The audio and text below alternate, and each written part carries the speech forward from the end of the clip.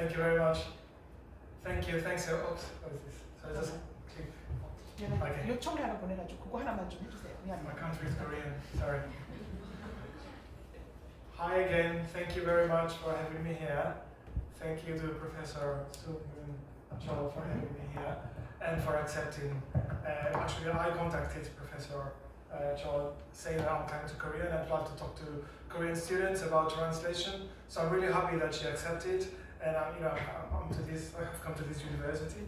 I just learned that other professors before me have come here and talked to you or to the students before you. So I'm really honored to be in that line, honored to be here. So thank you very much. Just to say a couple of things about myself and basically where I come from. So my name is Dionysios Kapsaskis, as you just heard, and I teach audiovisual translation and the other topics just mentioned. I am the course leader of a master's in audiovisual translation at Roehampton University in London. Our master's there is maybe the first or the second ever created in audiovisual translation. I hear that maybe most of you are students in translation anyway in the room, so you know what I'm talking about when I say translation, audiovisual translation. So it's really very nice for me to be talking to people who, we speak the same language in a way. When I was in discussion with Professor Cho about what I will be talking to you today, it was kind of a little bit difficult for me to decide because I don't know your program, I don't know you as students, but I thought I would look at audiovisual translation and also promotional texts from the perspective which is not uncommon, but it takes a very specific look at interculturality, so intercultural communication, and how we look at audiovisual translation and how we look at promotional texts like advertisements from that very specific angle, which is intercultural communication. These days it's kind of a very special time for translation and other disciplines as well, because of this new development in technology, which is artificial intelligence. So we know that this is going to replace a lot of the work that we are doing as human translators.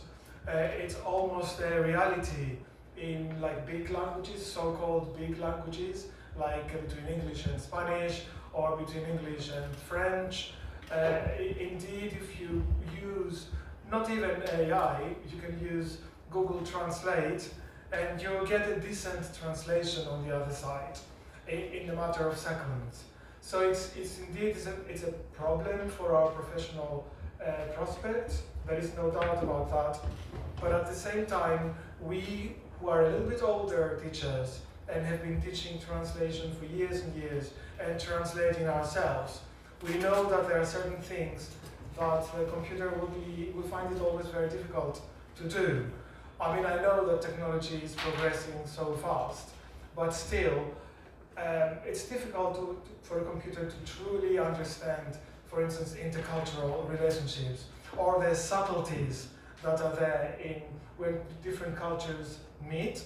It's very difficult for a computer, or for a software, frankly, or for an algorithm to have a kind of a confident understanding of what is cultural difference and what is appropriate to write or to say at any specific moment. So I'm saying that because whereas translation competence per se might be something that, yes,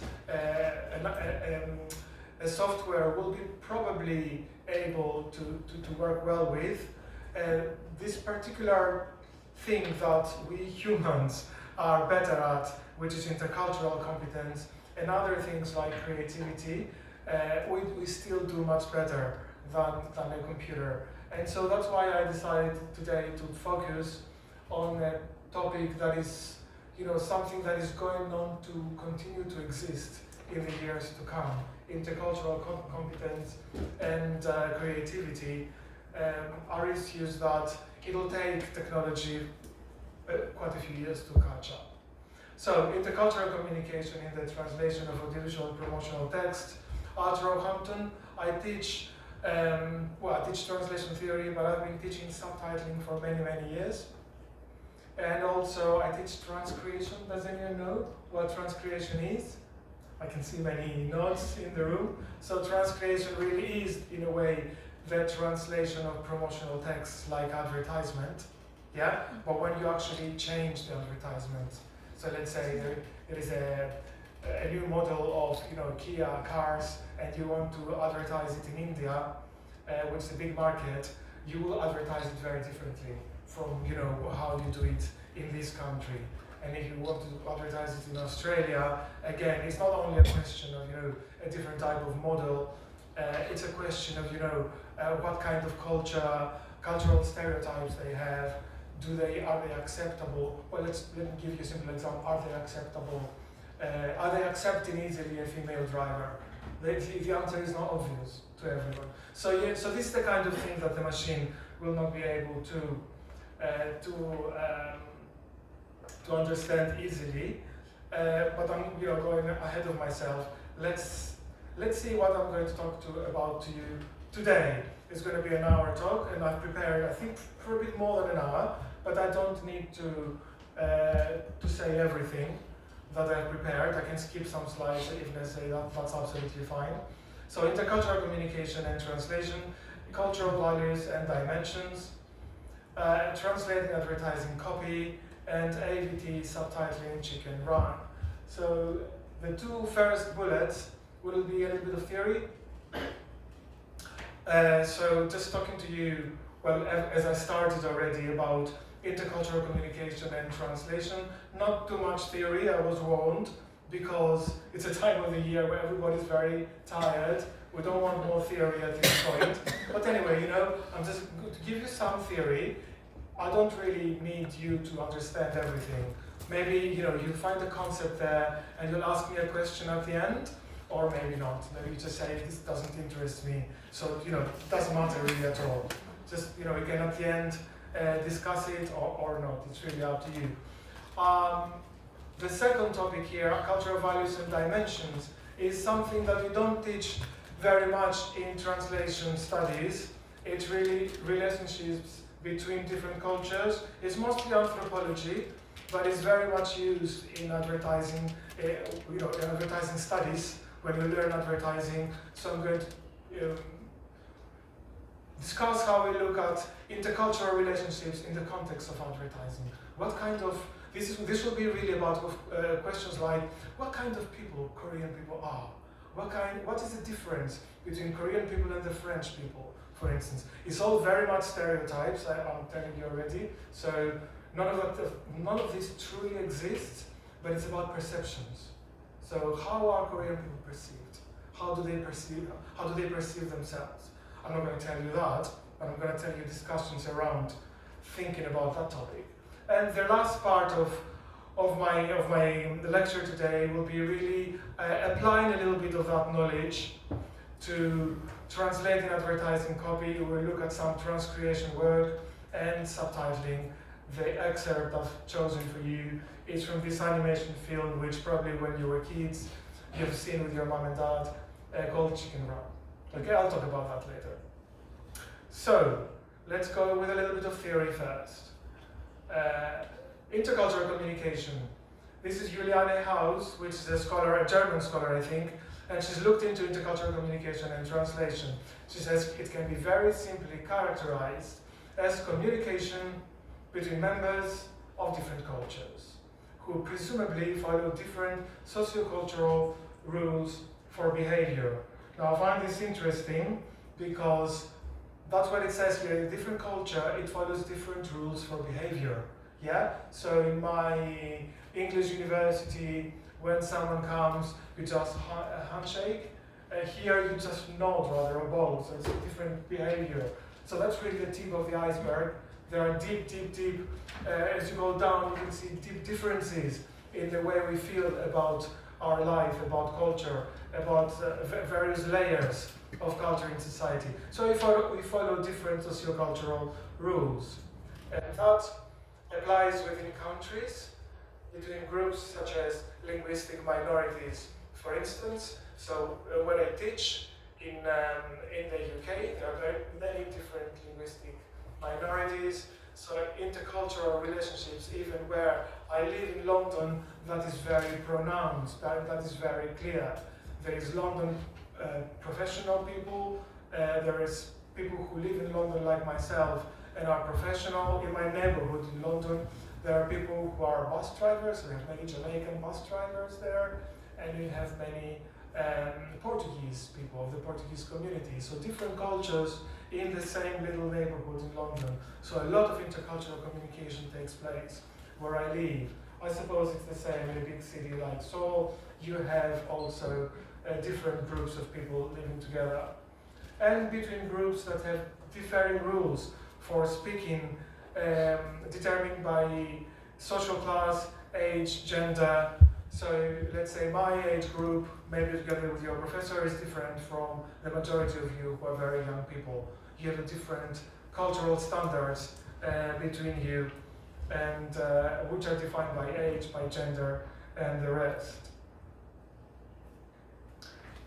And so also intercultural communication takes place across different countries through the flow of text and cultural artifacts, and transnational and global, on a transnational and global scale, just to be a bit more theoretical. That this means very simply that I'm a visitor in this country, so I don't know the rules of this country.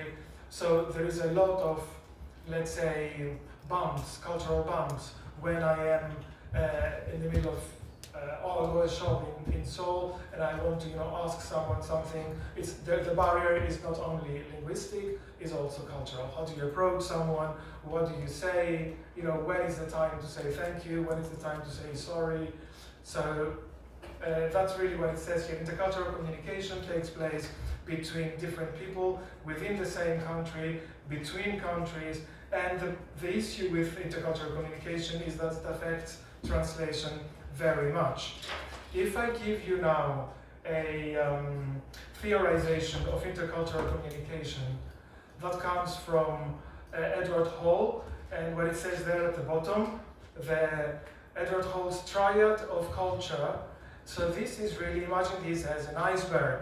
That's really what he's asking us to do, Edward Hall. And he says culture is like an iceberg. I know this is a bit theoretical again, but it doesn't matter. I'm going to just go and say a few things about the iceberg of culture, and then I think it's useful for you to remember that people have said, there are three layers. There is the top layer of culture, there is the middle layer of culture, and there is a deep layer of culture, which is the bottom one, which says they're informal. As you can see, the technical, formal, and informal. These are a bit confusing words, technical, formal, and informal. You can in your mind think it's superficial, like an iceberg. You can see the tip of the iceberg in culture. Then there is something which is just above the water, so things that may not be expressed, but they are very clearly seen, right? And then there is a lot that's at the bottom of the iceberg that is very, very deep. And actually most of culture, as you can see in this model, we can't really see it, but it's fundamental there. So in Edward Hall's model of the triad of culture as an iceberg, what you can see is things like music, art, food and drink, dress, architecture, institutions, geography, and visible behavior. You go to another country, you see all that. You look at music generally, and immediately you can see, oh, this is Korean music, this is K-pop. Or if you go somewhere else, this is classical music, Baroque in Europe, whatever. You look someone the way they are dressed, immediately you can say many things about them. If they are young, if they are older, if they are old but they like to look like they're younger, if they are young but they are very conservative, if they look like your taste or not. So all this is visible cultural behavior, and it's really the tip of the iceberg. Okay? And then there is a layer just below that, kind of visible but below the surface. And these are things that we don't talk about. but they are also important in culture. Like, what is formal? What is the ritual? When I sit at a table, nobody's going to tell me you need to, eat in this particular way. You need to wait for the food to be served for you to start eating. This is cultural behavior. Nobody's going to say it, but it is there. So here they say appropriacy, what is normal, rituals, customs, traditions, ways and styles of behavior, blah, blah, blah. So this is really the layer of culture that is just under the water, the layer of the iceberg that is just under the water. It's the formalities of life. But then look at the deeper part of culture, which is the most fundamental, which is the most crucial, which everything boils down to. And this is issues of action, communication, environment, how we perceive of time, how we perceive of space. These are abstract things, okay? So we don't need to go into a lot of discussion here, although actually I will go into a little bit more depth in issues like individualism, power, competitiveness, structural thinking, things just to put it in different terms, the difference, let's say there are cultures which value very much seniority in age, seniority in the structure of a company, who is above, who is below. That exists everywhere, but how you perceive that difference is not the same. So I am Greek myself, so when I went to Britain to study, I started talking to my professors like Mr. Brown, Mr. Matthews, Mrs. Basnet, and soon they started telling me to call them John and Susan. And I was like, I can't call my professor John. He's not John to me, no. John is my pal. So that actually reflects that in that country there is not such big difference. They don't want that difference to be there. They think of that difference as counterproductive. There is still a lot of difference. Yeah, I can't start swearing in front of my professor, right? That still is not acceptable. However, I could actually with my pal, I could say anything. But in Britain, they say, okay, don't do that, okay. But it's kind of your equal, your professor. Only he's more wise, he's wiser, or she's wiser. They are older, but they're kind of your equal. So you're John, and this is Dionysios. So to me now, it takes a lot of effort to tell the same to my Italian students or to my Greek students when they come and say, please call me Dionysios. And then they say, no, and they cringe. No, I don't want to do that. No, you're not Dionysios. Anyway, I'm older now, so. So these are important things. How do you consider gender, as I said before? So when I say this, just to say about gender also, so it's about perceptions, like traditional perceptions of gender, traditional hierarchies of gender, obviously, which are very much shared in 99% of the world. So the traditional primacy of the male gender over the female gender. But these days, obviously, we are beyond that. We are beyond that question. So these days, we cannot make assumptions about gender anyway. There is a decline of how we consider gender, and these are things that we need to take into account. And they are different from culture to culture. Just to give you an example, because I know a bit abstract, until recently, in English writing, we could write a theoretical text about the translator, okay? And then we say the translator needs to decide whether they are going to use a verb or a noun in this translation. And then you continue he needs to decide this and that. And then I stop my students and I say, look at the room. How many male people are in the room? How many female people are in the room? So we normally see in a translation room 90% girls and 10% boys. So why is it translator and then it is he? Okay, why do you make that assumption? So the question for us translator is, if I translate that, so in English now we use they, yeah? So the translator needs to decide whether it will be a noun or a verb. They need to make clear whether we will do this and that. So that is the cultural perception these days in the UK, although this is kind of recent. This is over the past 10, 15 years that has changed. When I studied translation in the 90s, it was still the translator, he. My Greek and Italian students, they say, they come from their own universities. I teach in a master's, so they come with a degree. And they say still the translator, right, he. So I try to change that to them, but for them it's difficult.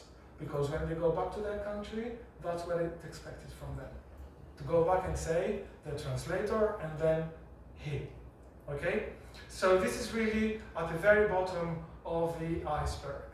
That kind of perception. What is your image of, of a translator, of a doctor, of a, and then again you can turn it down. What is your image of a nurse? A lot of people say, I just went the nurse and then she. So all of these things are aspects that you need to keep in mind when we think of culture and translation, intercultural communication and translation. David Katan, from whom I take this, he has written an excellent book on translation and culture, and he has said precisely when it comes to translation, the extent to which a translator should intervene and interpret and manipulate rather than operate a purely linguistic transfer will be in accordance with beliefs about which of these frames most influence translation. So as a translator, when I translate the translator and then he, I would have to stop and think, actually, is any of these levels of culture involved in my decision to put this into, I don't know, let's say Italian, Korean, whatever language, Spanish? And then probably the answer is yes, I need to intervene. That's what he said. That's what he says there, David. He's my friend, David Katan. So he says, interpret, manipulate, rather than operate a purely linguistic transfer. So it's important for us translators to know that kind of, to have that kind of thing in our mind, that culture is an iceberg.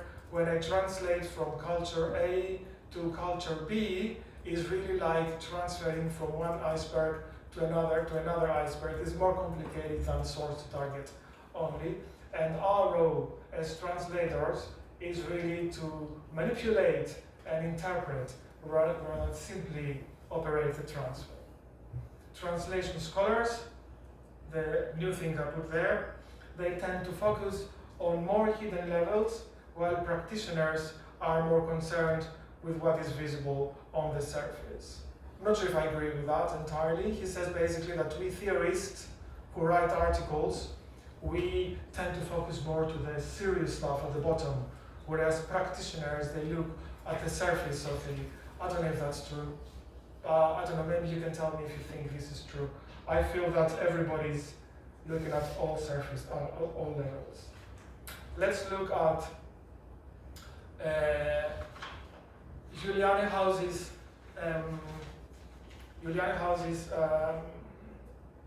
conclusion, and I think I need to go a bit faster if I'm to meet my 1 hour. If the translator is to both meet the needs of the new addressees in their specific cultural setting and achieve an effect equivalent to the one the source text has had, she will have to take relevant cultural presuppositions in the two cultures into account. So this simply says, mind the two cultures, not just the two languages. And you can see that Juliane House, the translator, and she. Yeah? These days we say the translator and they. So there is a kind of cultural filtering that we need to do.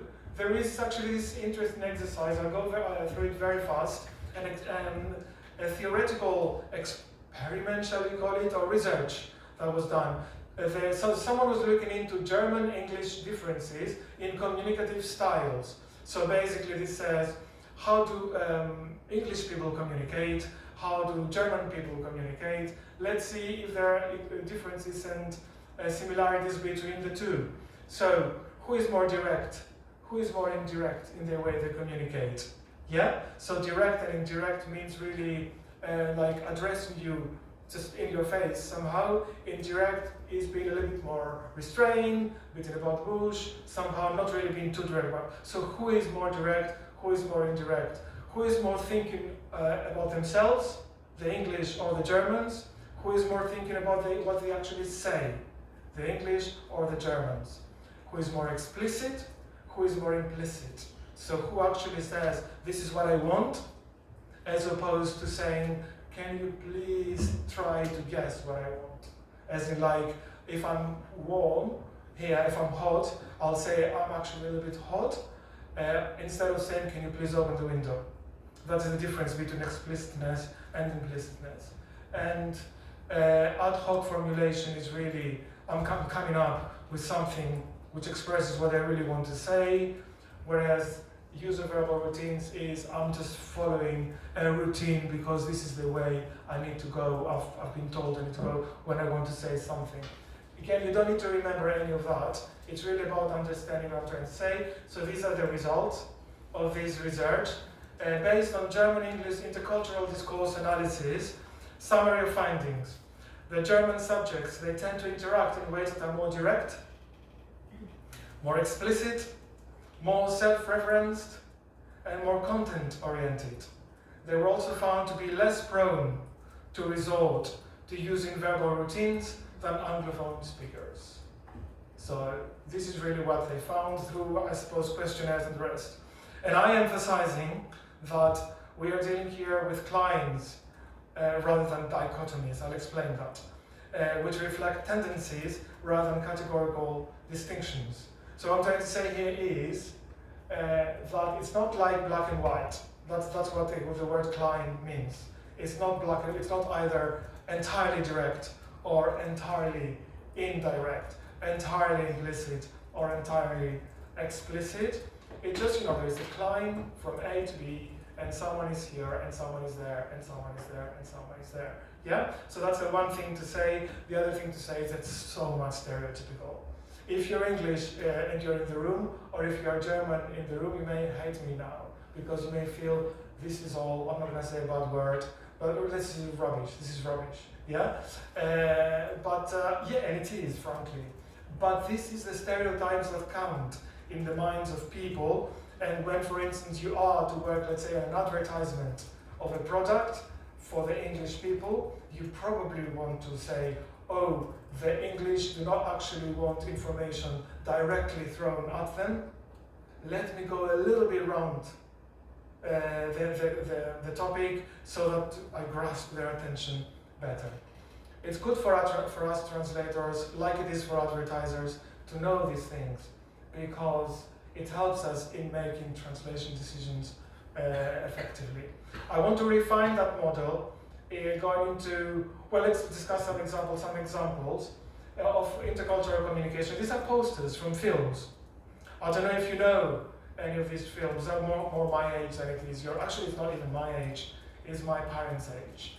I was alive when Jaws was, Steven Spielberg was released.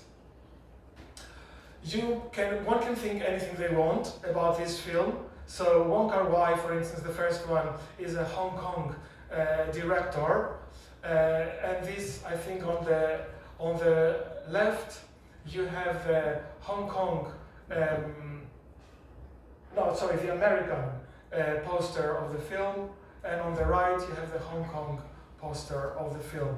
Does that tell you something about Hong Kong people and American people? Maybe it does. Maybe the first one is more about eroticism and being lost, whereas the second one is, I don't know, women as an elusive subject. I don't know. I like to talk about the second one, Jaws. And then you have the American poster and the Czech poster of the film, which was produced at the time where Czechoslovakia was still under the Soviet influence, was still a communist country. And so in the American poster of the film, you have this sense of threat, like a metaphysical threat to the American people, a metaphysical threat to the individual American who is swimming as you can see there at the sea. So you can see an individual threat to the man, individualist culture, and the Czech poster is very political. On the other hand, you can see a shark, which is at the place where exactly Cuba is, and it is actually threatening the whole of America, as you can see. So for me, is it all intercultural? Well, it is intercultural communication. It is other things as well. Then you can say many other things about the Italian job, how it's been advertised. This is an English film made, which was done in Italy. There was a remake in the early 2000s. In England, it was advertised as something European, continental, and Italian. You can see the flag there. In, I think it's Japanese, isn't it? The script there. In Japan, it was like an action film. So you can see again how culture affects things. Complicated. When preparing for this lecture, I also thought of that film, which in Italian is Perfetti Sconosciuti, and that means Perfect Strangers. And there was a remake for Korean, so which actually was a very nice film, and it's this one here. But these are the posters of the film in the various different languages that you can see it. I'm not saying this to be pleasant, but I do like the Korean poster more than the others. But can some people say how you feel about these posters? It's all about not about exactly the same film, but the same story, exactly the same story, adapted in Greek, in Spanish, in Korean, in Chinese, in Hungarian, Mexican Spanish, Russian, and Arabic. So I don't know if there is any input as to you might feel.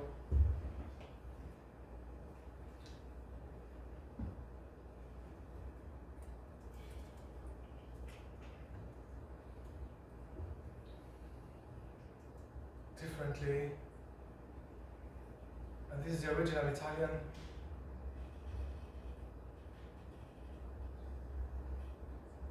I do suppose that they show different images of the film.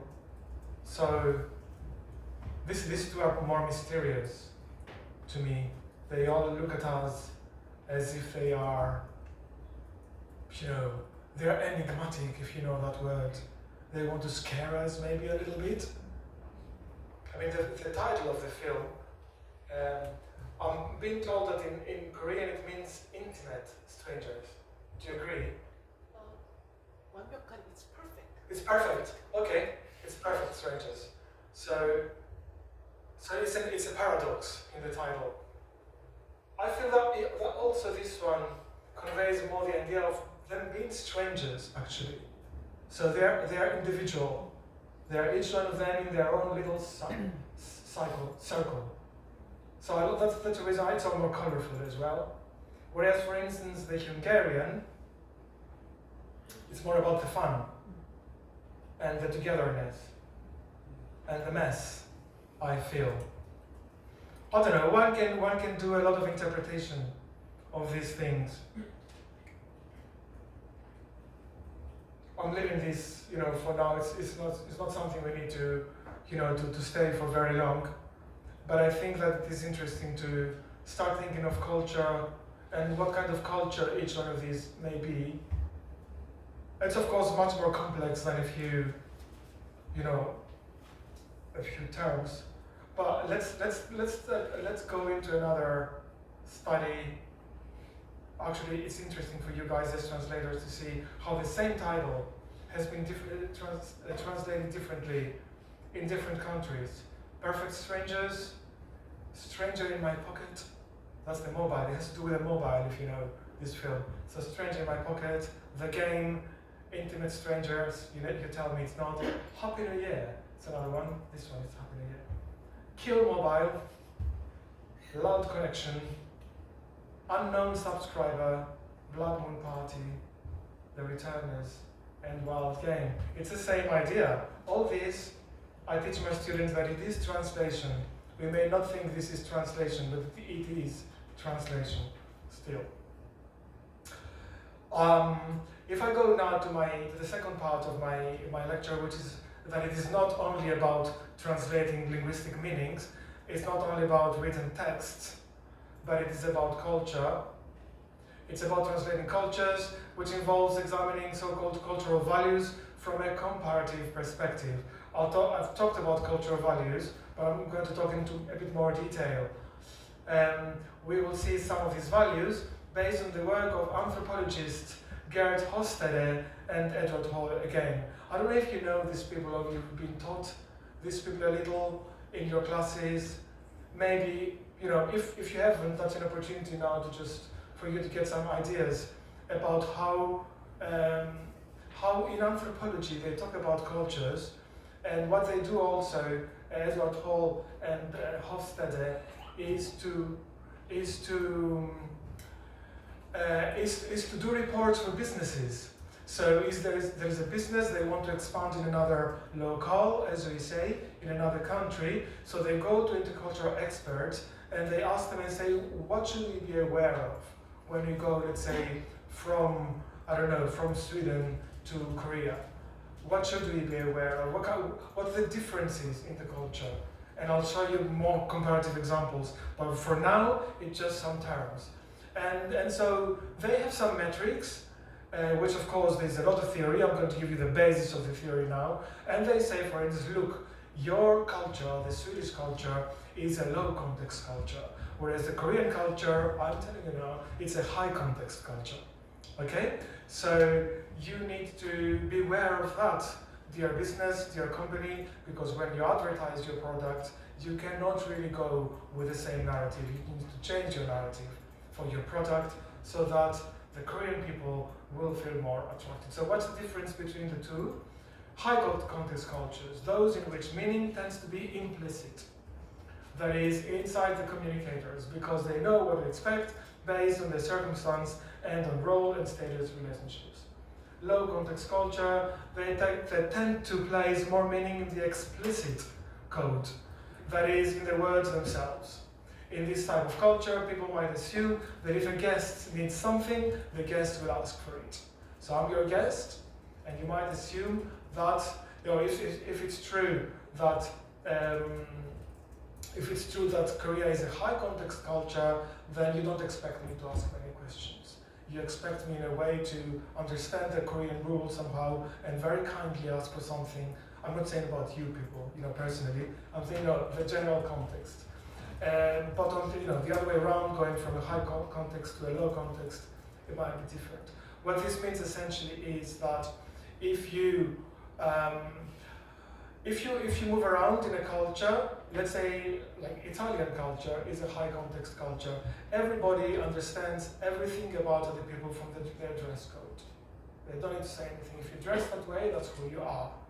Stereotypes, rubbish, all this is true. However, this is the perception in the culture. So if I want to make an advertisement and say something about rich people, I know how to dress them already. I know what car I give them to drive. In a local context culture, like the Swedish, it's not the case. You may be dressed any way you want. People will not make a lot of assumptions about you. They will not say that because you dress and you reveal a lot of your body, you have this character. No, at all. So high context, low context, and this is again another stereotypical classification, a climb, as I said, of high and low context cultures. So you can see where an Asian culture, here they give the Japanese and Chinese. Probably the Korean culture is not very far from being considered a very high context culture. So the organization of life out there is such that it is quite tight. From the behavior of people every day, each member of the community is to understand a lot of things about the other member of the community. And any way of not behaving like that will be immediately marked. Yeah? Whereas in German, Swiss, Scandinavian cultures, they say it's not like that. I'm going to give you immediately a warning, a caution. These are only stereotypes. I genuinely do not believe it is true. I think this is stereotypes. And just to give you an example, even in Korea, I'm sure it's so much different between a village and Seoul. So, what do you mean exactly when you say Japan, when you say Korean culture? So, and it's very different at home than it is from a company, than it is from a university. Different cultures, different micro cultures, again. So, but these are useful to know. These are only stereotypes. They can still be useful when making assumptions about what readers may think, feel. They're useful for activist purposes, such as translating with explicit purpose of subverting these stereotypes. These are some values that people like Hofstede and Hall examine, and then they say, oh, Japanese people are like that, or the Swedish people are like that. Power distance, masculinity, femininity, uncertainty avoidance, and individualism, collectivism. Okay? So power distance, I explained it already, is in a distance between me and you, very simple. Older, professor, all right? What kind of power is being perceived between us? In England, it's smaller. In, let's say, India, bigger. Greece, where I come from, bigger, right? The same also apply within the family, members of the family. What is the say of the parents as opposed to the say of the children? Okay? How much, like a child, if they ask something, how much will the parents say, okay, maybe they know what they're talking about, as opposed to them feeling, oh, we know what we're talking about. Masculinity, femininity, this is really about not so much gender imbalance. Holland and Hofstede, they have that idea, I don't agree really with that, but I'm telling you, because it's their idea, that their cultures are more male in the sense that they place value in being aggressive, in being forward. So there are cultures, they say, that are like the masculine behavior, confrontational. Okay? And there are other cultures which tend to be more caring, which tend to be more democratic, which tend to be more affectionate. Yeah? I don't believe it's true, again. So I'm telling you all these things that I don't believe they are true, but they are influential and they're useful for translators to know. Even if you don't think, this is the weakest category, if you ask me. I don't think there are cultures that are necessarily masculine and feminine. Maybe what they say is true, but maybe they need to find different names for that. But in any case, that's what they say. Uncertainty avoidance, that's also interesting, but it's really difficult the way they put it. That means how willing you are to take risks as a culture. How willing you are to go a step into the unknown as a culture, right? So uncertainty avoidance cultures are those that are not willing to take risks. They don't want to change the status quo. So I come from a culture now, right now, so I'm Greek, but I live in the UK. So the UK, suddenly they say, we will vote for Brexit. Yeah? For me, that's a willingness to take risks. Do I agree? Not at all. I'm very unhappy that my country decided to leave the European Union. But it's a risk. It's a country that said, we are ready for a step into the unknown. Right? So the British culture is very low in uncertainty avoidance because they do not avoid uncertainty.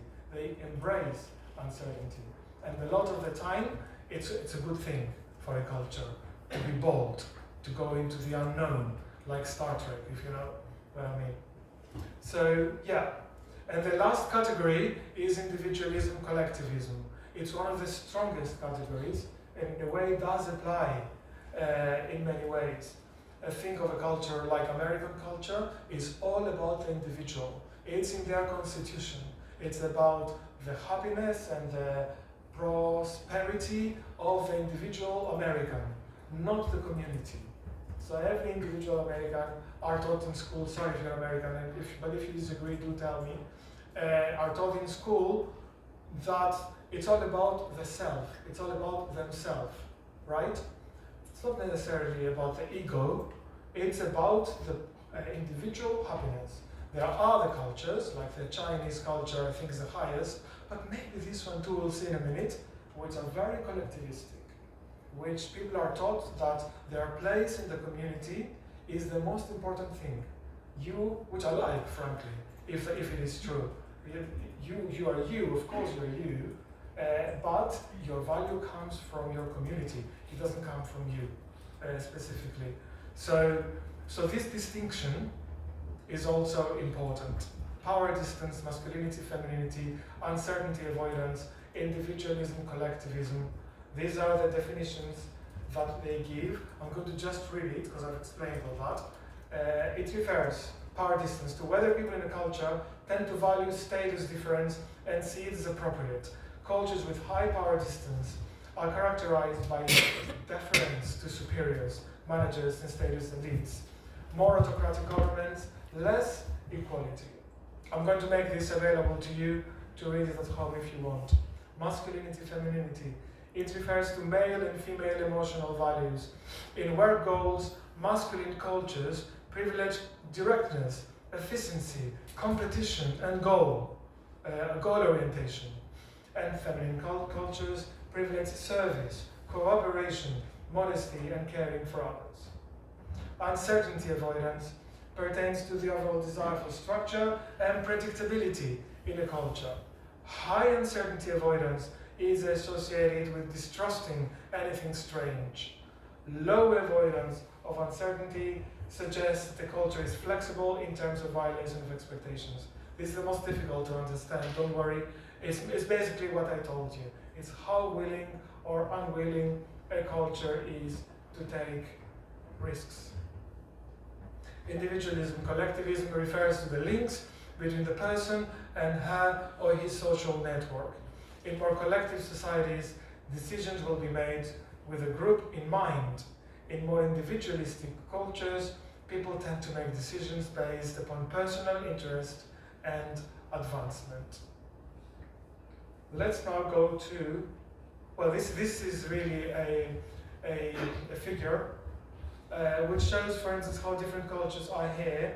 You don't have, again, Korea here, but let's say, for instance, a country like India, you can see from individualism to collectivism is quite, is collectivistic, not terribly collectivistic like Hong Kong or Venezuela, but quite, and from low to power distance is quite power distance.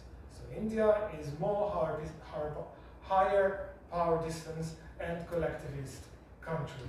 Japan is similar to India, but less so on both accounts.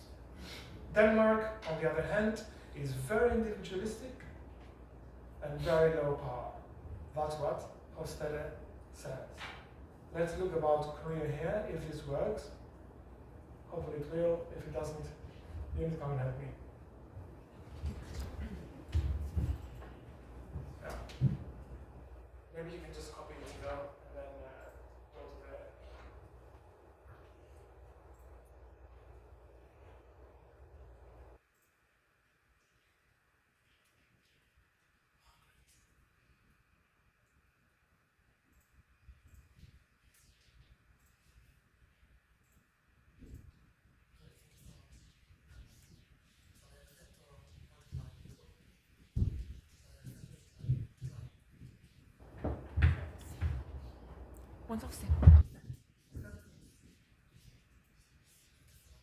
Anyway, you can do that yourselves and go here, and I find it a lot of fun. Maybe some people find that's a bit offensive, I don't know. And you select countries, and then we have, of course, Korea. So it's, I think it's under South Korea, let's see, Korea, South Korea. South Korea.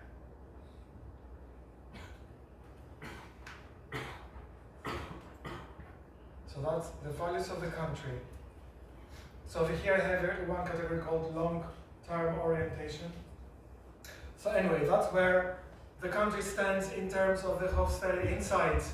There is quite a lot of power distance in Korea, There is low level of individualism, as I predicted. It's quite a, no, it's not a masculine, it's rather more of a feminine culture than a masculine culture. That doesn't mean that men don't have the upper hand. It means that the culture is more caring than it is competitive. There is quite an impressively high level of unwillingness to take risks. I don't know if you people agree, I wouldn't know. Long-term orientation is when the culture is planning ahead. I didn't explain that. How willing the culture is to invest in the future. That's what it means here. To invest in the future. And you have 100 over 100. You, I mean, Korean subject. And indulgence, we'll check in a minute what it means. I think it's the opposite of long term. What do you think as Korean people, or people who know Korean culture? Does it make you angry, or does it that make you say, probably it's true? Probably true. Do you want to compare with another culture for fun? I can do that. So just put another country here.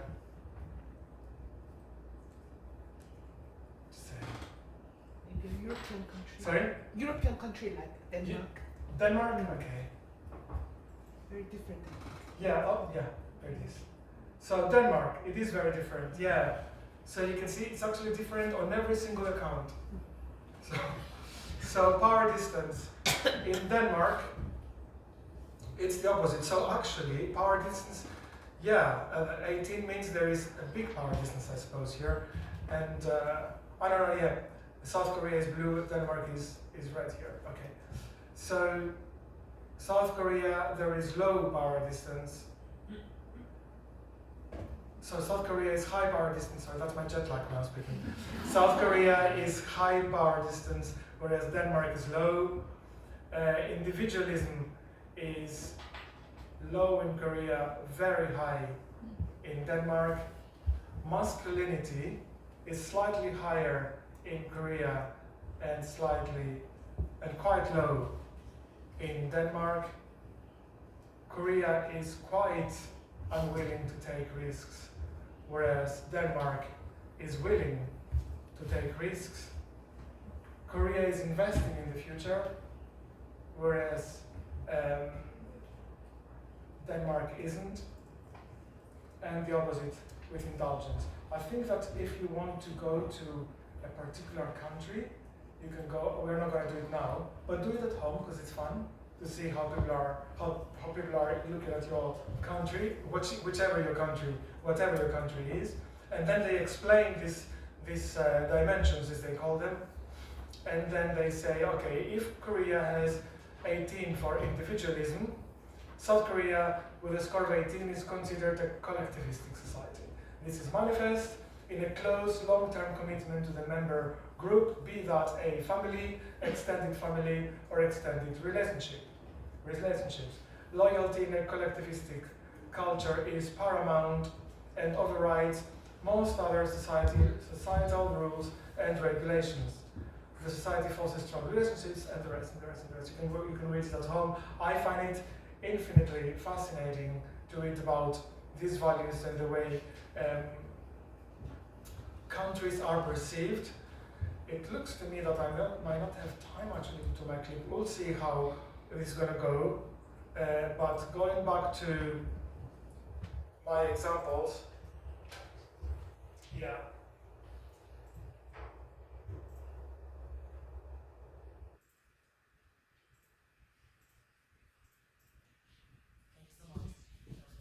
I wanted to show you a few things about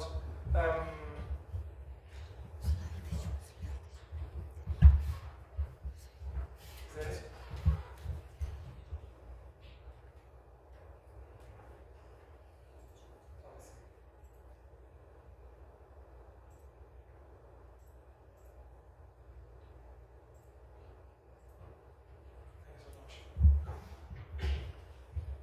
So, in talking about advertisement translation, I was thinking to talk to you about the brand name and all that, but I'm not going to stay there now because of time. I just want to connect directly to what I was saying before, and this is about okay on the filming? Because it's good, yeah? All right. So this is, what I wanted to show you here is about how this applies, I shouldn't be too far from the microphone, how this applies, how this cultural difference values apply in advertising. So on the left, you have the IKEA catalog in the US. On the right, you have the IKEA catalog in Saudi Arabia. Do people know what IKEA is? Yes. Everybody knows, yeah, of course. We're in a global world. Do you notice any difference? There's no women. There's no women, yeah? So that means effectively that when the Arab people took the UK catalogue and they translated it into their own language for IKEA in Saudi Arabia, they thought that our culture really does not have room for a woman in the bathroom. I can show a woman, but not in her pajamas and not in the bathroom, because I'm not allowed to say bad things about any country, so I won't. But at this point, that's really the result here. So, however, did the translator do their job? Probably they did their job, because the purpose was for IKEA to sell without insulting people. Would the translator do their job better if they took a little bit of a risk? Maybe, I don't know, leaving the woman there, but maybe, I don't know, doing something else? I don't know. We translators have a margin for affecting change. And the reason is because things are changing anyway. Yeah, to the better, towards the worse, we don't know. But in that war of change, we play a role. And maybe the role of the translator here was maybe to sit in the room and discuss. So anyway, here you have a child which is almost ready to fall off their chair because there is no one to protect it. But it's a boy, and in Saudi Arabia it's fine. So that's my example for transcreation purposes. I do not really, I have a choice now. Shall I go for the transcreation or the clip? What shall I do?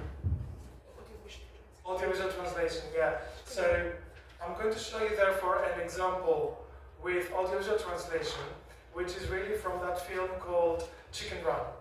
And the purpose of that, thank you for your readiness. The purpose is, I'll be talking as you are doing this. The purpose of that is to see whether there is room for us to implement that knowledge also in subtitling. All right? There may be other examples that making up better than that. For instance, when you translate politeness from one language into another, then maybe there's probably more room to, thank you very much, there is more room to implement intercultural difference. So translating politeness, imagine from, let's say, Korean into English, or from English into Korean. So you have a discussion that takes place between in English, you want to translate it into Korean, and there is power difference between the two speakers. Yeah, I couldn't find an example really to bring to you today, but then you may think actually in Korea, power distance between speakers is more important. So in my translation, in my subtitles, I need to take into account power distance. This is slightly different, and I want you to watch this clip from Chiken Run. So if you don't know what this film is about, it's an animation, stop animation film from 2000, I think it is, from 2000.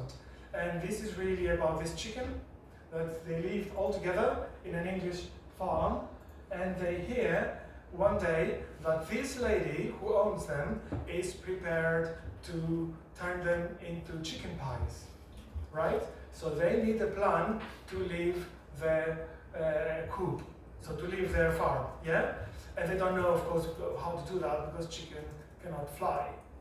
So one day you have this male chicken, this rooster, who lands into the chicken chicken run is all together. It's called the chicken run, yeah? From the sky. And that's because he works in a circus, and then there was a cannonball who, using that he landed there. But they think that he can teach them how to fly. Okay? And then he takes the opportunity, and then he says, okay, I'll teach you how to fly if you treat me well. Right? So we're going to see a scene from the film. It's a little bit difficult scene to understand, but let's see how we go. Yeah? Can I make it big, this one? Or is it big enough? Maybe it's big enough. Huh? Maybe it's big enough. Ever wonder what chickens do when you're not looking? Oh, sorry, that's not the right one, I'm afraid. There was a clip actually that I had, like a separate clip. Okay. This is Yeah. Because this is the trailer, I want the trailer. So if you go to there, it's, yeah. And the thief says to the horse, hey!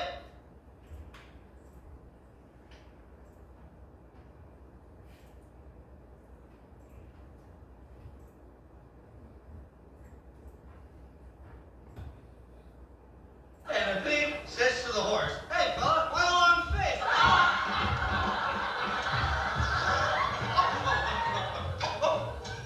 Cocktail! Just to say what's happening here, so he is being treated like a hero, yeah, because he landed there, he says, I'll teach you how to fly, and then you have all the chicken treating him like a special person, yeah, so he's enjoying, obviously, the attention. What happens here is interesting, and then I'll just let the video go, but from a translation perspective, I want you to think about that. It's not cultural related, it's language related, but you're a translator, so it's interesting. So what happens is, so he takes a feather from his tail, he puts it in his drink, so he's a cock, so he's a rooster, he takes a feather, whatever feather, he puts it there, and he says,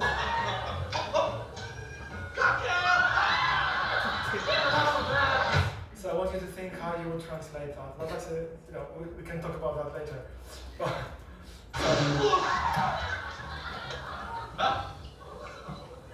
So this girl is going to give him a hard time. So, anyway, remember those flying tips tomorrow. They're very important, and keep thinking those flying thoughts. They're swell chicks, they really are. I look at what Babs made me. The beak warmer, isn't that the cutest? And that bunny, oh, she really packs out fun. Is there a problem here? Have we flown over that fence? Not quite. Then there's a problem. Hey, good things come to those who wait, don't they? Ginger!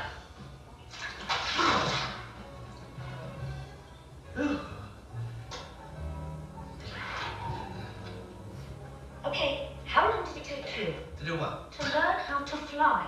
Apples and oranges, baby doll. I'm gifted, they're not. You can't compare the two, okay? Point is, these things take time. Which we are rapidly running out of, and we haven't even lifted off the ground. Why? Thrust! What? I went over my calculations here, and I figured the key only one lesson is thrust. I didn't get a word of that. Thrust! Oh, that's what's like ducks and geese when they take off whatever they have. Thrust! I swear she ain't using real words. Oh. She said we need more thrust. Oh, thrust. Well, of course we need thrust. Thrust and flying are like this. That's flying and that's thrust. If you excuse us. The wind, the wind, the wind. If you don't see some results by tomorrow, the deal is off and you're on your own. No more hiding. The farmers will find you, and it's back to the circus, fly boy. You know, you're the first chick I ever met with the shell still on. Sleep tight, ain't your face. The rock's on the case. Ginger!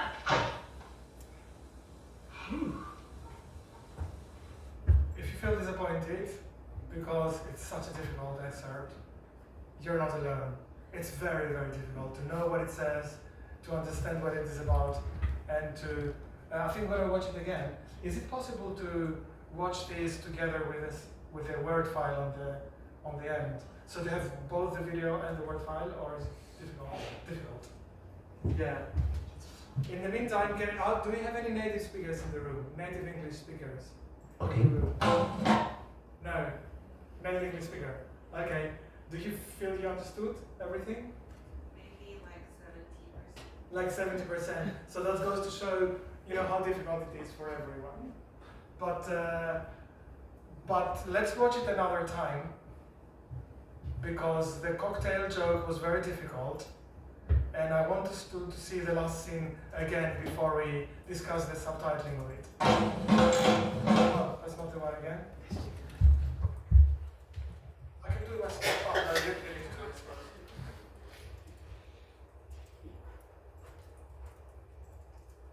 So I need to go like here. And the pig says to the horse, "Hey, fella, why the long face?"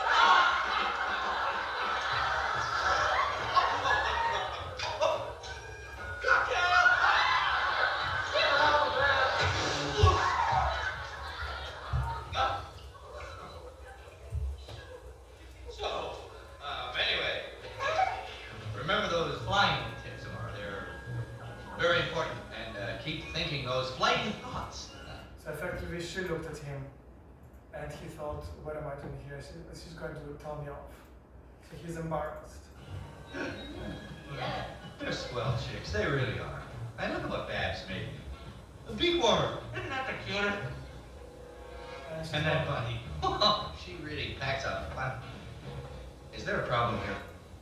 Have we flown over that fence? "Have we flown over that fence?" So she starts to suspect that he's really not someone who can teach them how to fly. Not quite. Then there's a problem. Hey, good things come to those who wait, don't they? Ginger!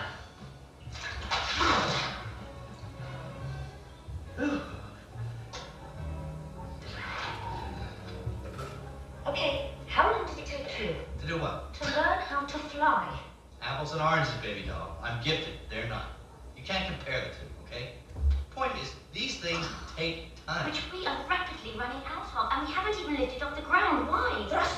What? I went over my calculations here and I got the key here when you were messing this thrust. I didn't get a word of that. So you can see, I didn't get a word of that. So it is in the plot that one of the characters does not understand what the other character is saying. Thrust! I'm not much like ducks and geese when they take off, whatever you have. Thrust! I swear she ain't using real words. I swear she's not using real words, Oh. but the girl knows what she's saying.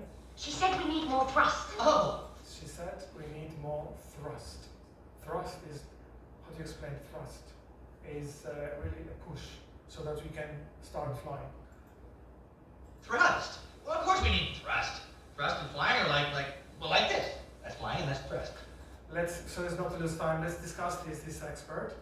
And I want to some input from you guys. If you can tell me, are these all people from the same culture?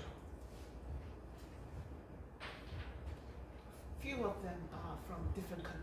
Few of them are from different We have countries. Chinese, Malaysian. Oh, sorry, I mean in the video. I'm sorry. Yeah. So, just to make myself clear, Okay. are the people in the video from the same culture? Yeah or no? No. I'm telling you they're not. Mm. Yeah, so give me some more. Anything. Basically, just to tell you that before I left my country and went to England, if I was in Greece, that is, in your age, and I was shown this, I would think that they all speak English. This is an English film. They're all English to me, right? So if you think yes, it's logical. I'm telling you they're not. They're from 3 different cultures. So, and I know from the accent. So let's play this a little bit so you can pay attention to the accent a little. And keep thinking those flighty thoughts. They're swell chicks, they really are. I look at what Babs made me. A big warmer, isn't that the cutest? And that bunny, she really packs out fun. Is there a problem here? Have we flown over that fence? Not quite. Then there's a problem. Hey, good things come to those who wait, don't they? Ginger!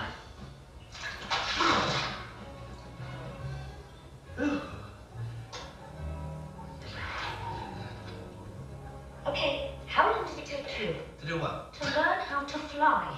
Apples and oranges, baby doll. I'm gifted. They're not. You can't compare the two, okay? Point is, these things take time. Which we are rapidly running out of, and we haven't even lifted off the ground. Why? Thrust. What? I went over my calculations here and I figured the key element for missing is thrust. So, any idea? The rooster is American. The rooster is American. How about this girl? British. British, very British. This is accentuated. The way she speaks is like in an old school English girl. Not British, but English. And how about this Take crazy mechanic? time. Which we are rapidly running out of, and we haven't even lifted off the ground. Why? Thrust. What? I went over my calculations here and I figured the key element for missing is thrust. German. No, but good try. Indian. Sorry? Indian. African? No. Scottish. Scottish, yeah. So they're all native speakers, but she's Scottish. So it's a still Scottish accent. Who would have thought, you know, if I was, as I said today, if I didn't know the English speaking culture, I wouldn't have thought. I would have thought it's my problem for not understanding English as I should. But here, you have the American guy saying, I just don't get the word of that. Well, she speaks very fast. But that's one thing. Another thing is that her accent is very strongly Scottish, right? So, so we have many problems here in terms of subtitling this particular excerpt. And I'm not going to spend a lot of time now discussing how to do this, unless someone, because it's quite late, unless someone wants to say, you know, that's how I would do it, or a way of doing it would be that. I mean, I'm doing this lecture every year with my students, my master's students. So if someone would want to say, how would you treat it really in subtitles? This. Can I say that one of them is Scottish? Or actually the rooster is British?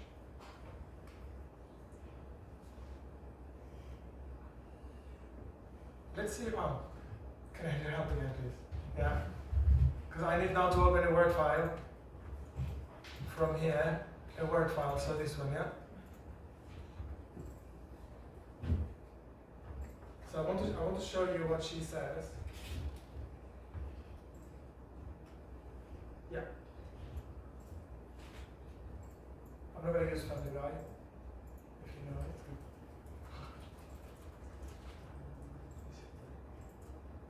Thank you.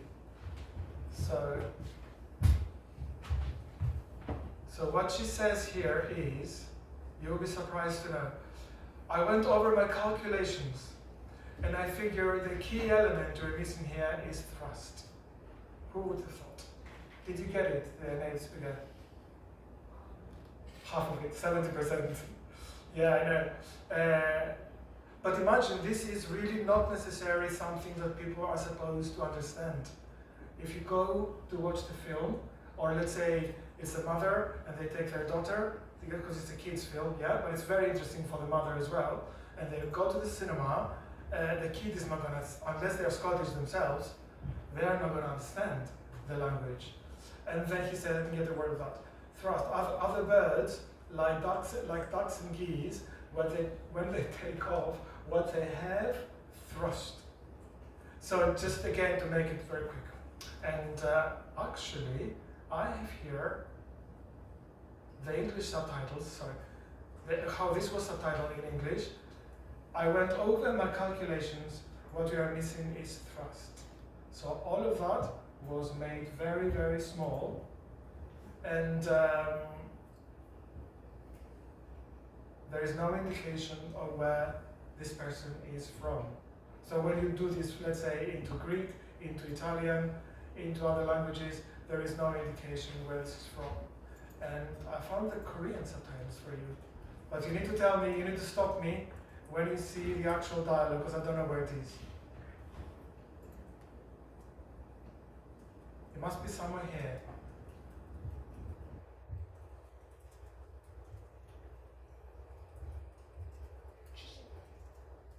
Are you getting it somewhere? Yes, yes. Yeah? 4 or 6. 4 or 6, yeah? So this one means thrust. No, Okay. Oh, I see. So how do you reckon? Are these good subtitles? Are these interesting subtitles? Is there any indication of who is American? No. In subtitling, we cannot subtitle dialect. So maybe take these. There is no way unless we intervene and they say Scottish accent or British accent, which for a children's film, they don't care, the kids. You don't do this for them. They are there to laugh. So that's something that's lost in the film. Very quickly, just to say seriously how this was treated professionally, they were told, I didn't subtitle this film, but I find it very interesting. They say, forget about the accent, forget about where they are from. In this particular scene, we have to justify why one of the characters does not understand the other character. That's the problem. And so you have to give some indication that she speaks in a very scientific jargon. Like an engineer who says, something weird. And then the other character, so the rooster, she will say something, I don't know what she's talking about, as opposed to I don't know what language this is, right? So I don't know if the Korean is no. So they didn't really give that. So that's your job, you young subtitlers, to do it better. I will finish my lecture by why don't I finish like that? By just looking at cocktail. You tell me how cocktail was done. I'm sorry. So do I need to go a little bit further down? Yes, we're down. Maybe it's so bad that you don't even get it.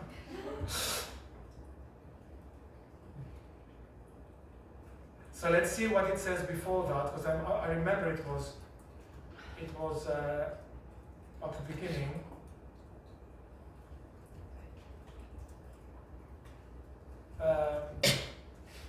Actually, it's the first. No, after this, the joke with the horse.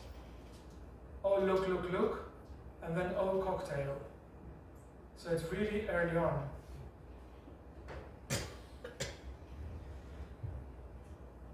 So it should be somewhere here. They just translated as, I think, party. A party. Yes. So as Look at this. And look at this party. Yes. Not cocktail. What do you think about that translation? No? There is no joke. There's just fun, eh? There's just like, let's all have a party. But then think of that poor subtitler. What do you do with that joke?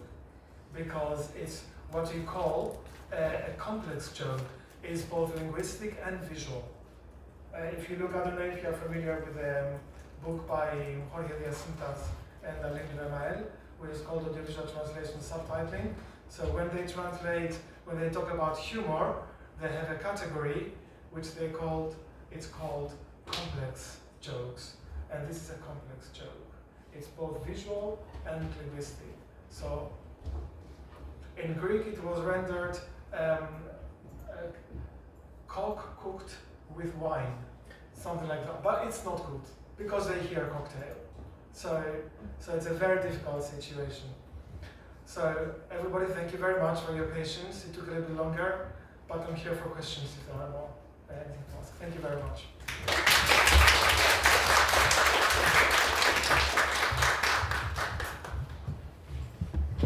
질문 있으면 좀 하세요.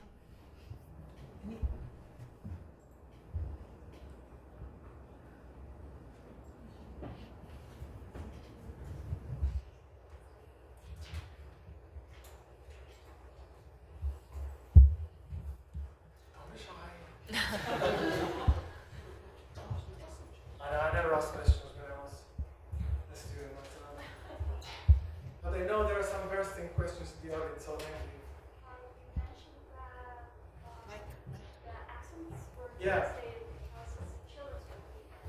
So if it's a movie for adults, would the translation method probably be different? So maybe repeat also for me to hear it better. You mentioned that the accents were translated because it's a movie for children and it's not important for children. So if it if it was a movie for adults, would they probably have used a different translation strategy? That's an excellent question.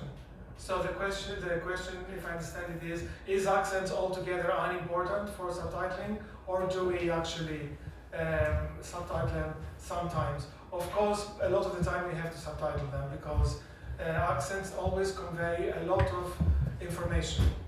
So it could be cultural difference, but a lot of time we associate values with accents. So if an accent that comes from the north or the south, we associate it with elements like authenticity, or someone is from the provinces. So we associate character with accents sometimes. So in the case of Britain, Scottishness is valued as an element of authenticity. Sometimes it's used also in advertising because it inspires trust. When someone speaks to you with a Scottish accent, they tell you the truth. And another stereotype, obviously. So how do we subtitle the accents? It's difficult, obviously, to do it because the characteristics of the accents are not often transferred into another language. How do you do it phonetically? It's bizarre to subtitle like that. If you transpose it in a different country, so let's say, as I said, you have a Korean accent in a Korean television series, and then you want to do it in British, does it make any sense to translate it in a way that conveys Scotland? It's very confusing because you have Korean people in front of you very clearly, you hear them speaking Korean, then to kind of have indications in the subtitle that this is actually a Scottish accent, where is this coming from? So very difficult. You can do it sometimes with through the lexicon, through the uses of lexis. So instead of actually using phonetically something that indicates accent, you probably can use a few words that are associated with not so much a regional register, but what we could call a societal register. So someone who comes from a slightly different social class, so something like that, something that conveys difference from the norm. That is being to be decided by the case, I suppose. It's more difficult with jokes and humor, obviously. But yeah, accents is something very difficult. There are films that are based on the use of accents. There's a very famous French film called Bienvenue chez les Ch'tis. Les Ch'tis in France, if you're familiar with France, are a community of people who speak French in a very weird way. And that was a huge hit in France. Now this was translated, subtitled into English. In that case, they chose a regional English accent. And it was decided from the start, the audience have to get used to it. This is the way we convey difference. But yeah, it's a very difficult problem, accent, it's true. Yeah. It's here, yeah. Yeah, thank you, Professor. I want to ask you a question. It's very simply. And the question is, you talked about the several factors influencing intercultural communication, especially for artificial intelligence. And my question is, do you think your translation could be deployed as earlier as possible? For example, according to the critical period hypothesis of the children learning the second language or the translation of the second language. So do you think your translation can be manipulated as early as possible, especially for children?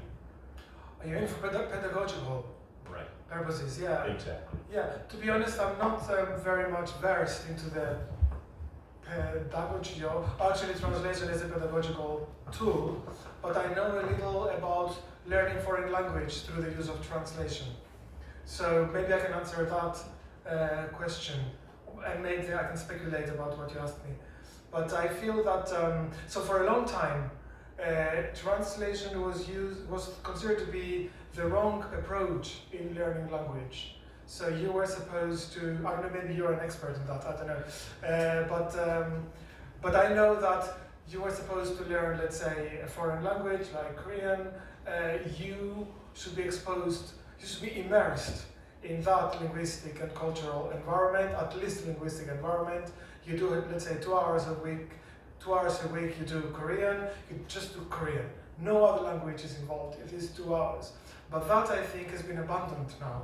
And the value of integrating translation and specifically films and subtitling has been recognized at various stages of learning a language. So now the common belief is, I think, that you have to integrate translation, especially in the early stages. You have to integrate subtitling, not only in terms of passive exposure to subtitled content, but also creatively, children or adults, learners, doing subtitling. So there are specific software, specific types of software which are specifically for learners, where you just play with the video. And one of the techniques, which actually I heard in a conference very recently, is to allow the kids, specifically children, to do anything they want. So you give them that video and you tell them, don't worry if you do not understand what they're saying, just write what they might be saying in subtitling. And that's a funny way, if someone is interested in teaching English as foreign language or any language, it's an interesting way of teaching, because the kids, they stay with the film very, very closely. If any time you have subtitled, you really become one with the film. You learn every single frame of the film. So yeah. Now, early on in terms of the children, yeah, probably that's also my answer. Yeah, an early exposure to subtitling and translation, perhaps, but not really demanding too much of a learner. Yeah, thank you. Thanks for the question.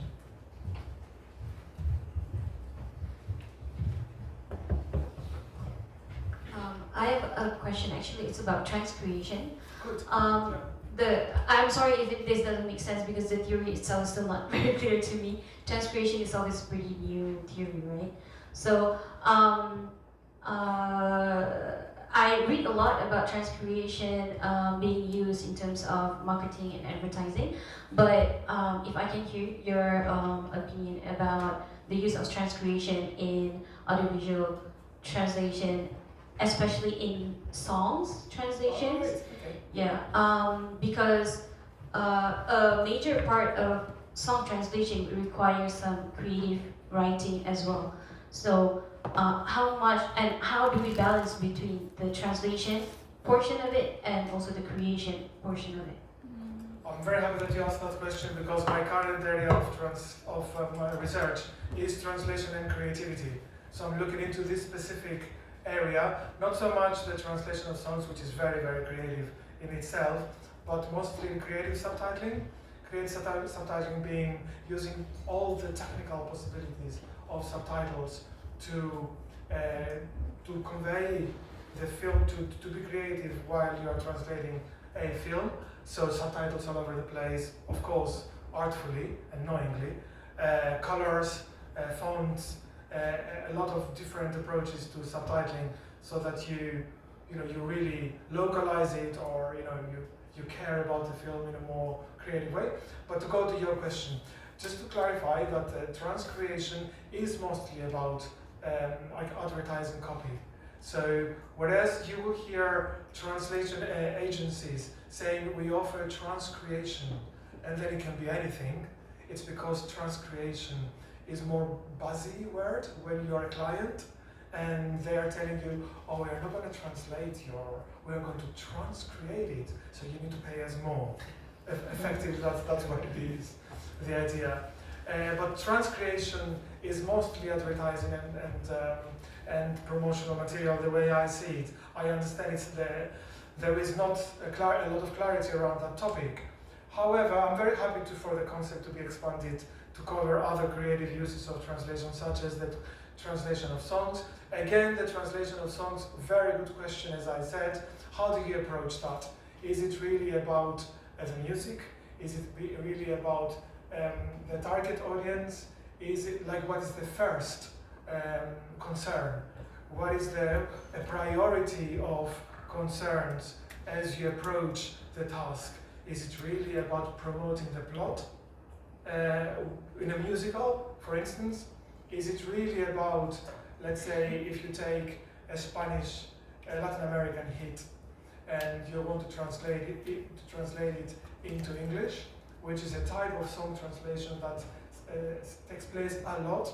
So Latin American music, pop music, and then taken by American singers, or is it really adapting it totally to the persona and the creative profile of the singer?